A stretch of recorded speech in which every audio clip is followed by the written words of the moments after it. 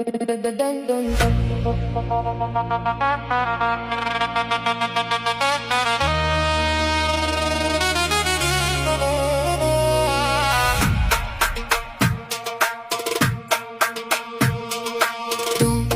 be sad, the sun will rise.